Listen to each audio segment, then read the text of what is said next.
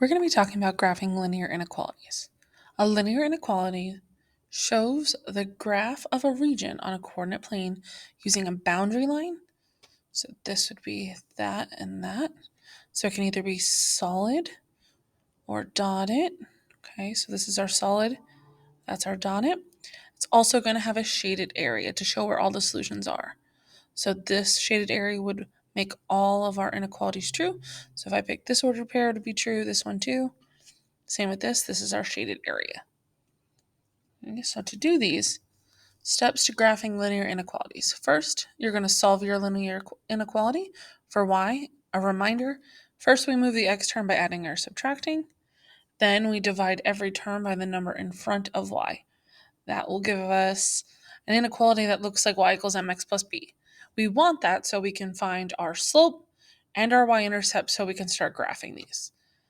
After we find our slope, our y-intercept, and we plot our points, we are going to graph the line. If we have a greater than or less than symbol, the line will be dashed because that means our whole line will not be included in our solution.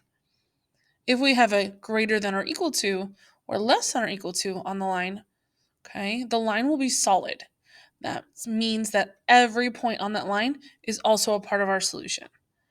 So after we graph that, we need to decide, okay, where am I shading?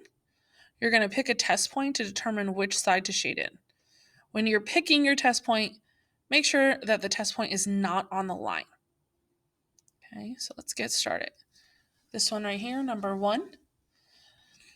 Step 1 is to solve for y, but this one is already solved for y.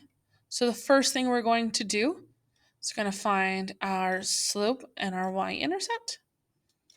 Remember, the slope is right next to the x once it's in y equals mx plus b. So our slope for this one is negative 2/5. And our y-intercept is going to be positive 2. So when we start graphing, we start with our y-intercept. So we're going to start at 2. And then my slope tells me to go down 2, right 5. So 1, 2, right 5. I want to go the opposite way. I need to do the opposite of everything. So up 2, left 5.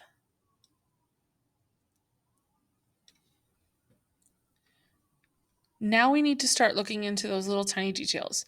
I have an equal to symbol here, so I'm going to have a solid line. So our line will be solid.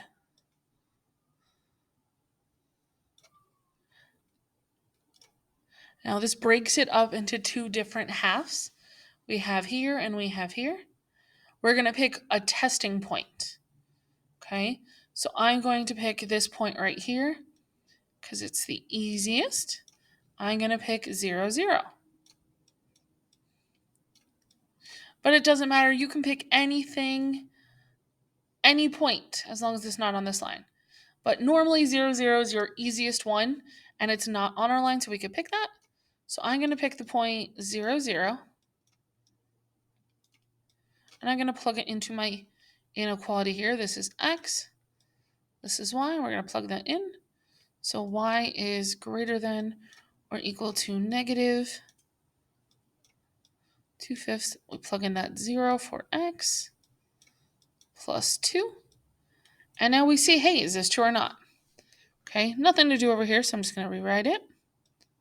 And then negative 2/5 times 0 is 0. And 0 plus 2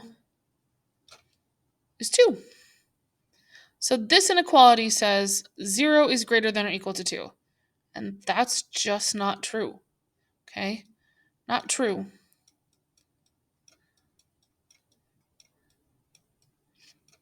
That means we're not shading in this side.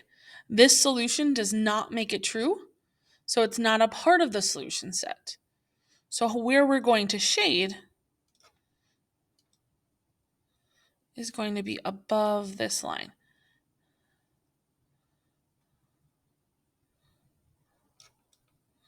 Okay, hopefully your shading is a lot better than mine.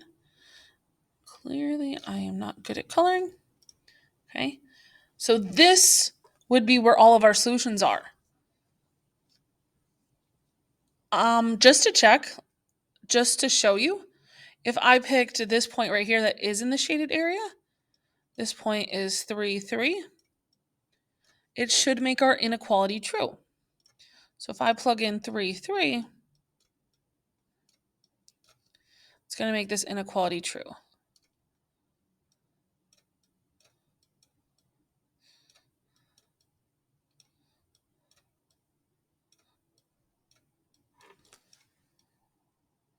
Plus 2. We're going to multiply negative 2/5 times 3.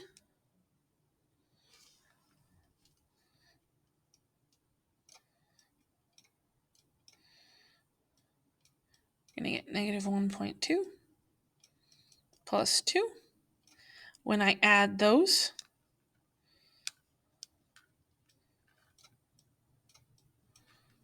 and we're going to get 0.8. Okay, so now when I read this, 3 is greater than or equal to 0.8, and that's true. So this is a solution. So that's why we are shading in this area. All of these different dots would be a solution. Every single one. Okay, but none of these will make this solution true, just like we tried that one. You only need to do one testing spot. If it's not true, then we're shading the upper part. If it is true, then we shade the part that we picked. Okay, let's look at this one.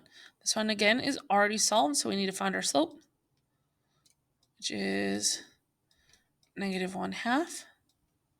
My y-intercept is negative 5. So we're going to put our first dot at negative 5. My slope tells me to go down 1, right 2. Okay, that's right there. If I want to go the opposite way, we go up 1, left 2. Up 1, left 2. Up 1, left 2. We're going to look at this line right here, and since there's no equal to symbol, it's just less than, we are going to be picking a dashed line. So we should have a dashed line because there's no equal to, no symbol there. Now I need to pick a testing point. Testing point. Again, this isn't on the line. I'm going to pick 0, 0 again. So my testing point will be 0, 0. We're going to plug it into this and we're going to see if it works. 0 is less than negative 1/2.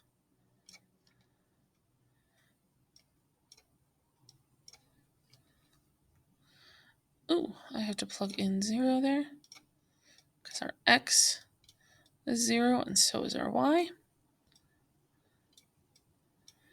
And then minus 5. Negative 1/2 times 0 gives us a 0. 0 minus 5 gives us a negative 5. So is 0 less than negative 5? I don't think so. So this is not true. 0 is not less. So when we're shading, we're not shading this part where 0, 0 is included. We're going to be shading down here.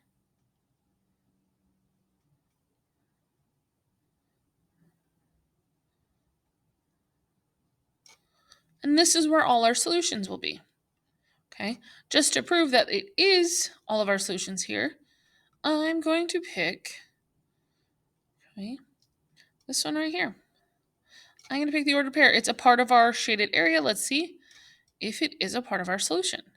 So it's negative 2, negative 6. Let's test it out just to make sure that we shaded the correct area. So we plug that in. This is my x. That is my y. So we have negative 6 is less than negative 1/2 times negative 2 minus 5. Okay, so negative 6, nothing changes there. Then when I plug this in, negative 1/2 times negative 2, it's going to give us a positive 1. Okay, 1 minus 5 is going to give us negative 4. So now we read this. -6 is less than -4. That's true. So this one is a part of our solution, just like we've already proven.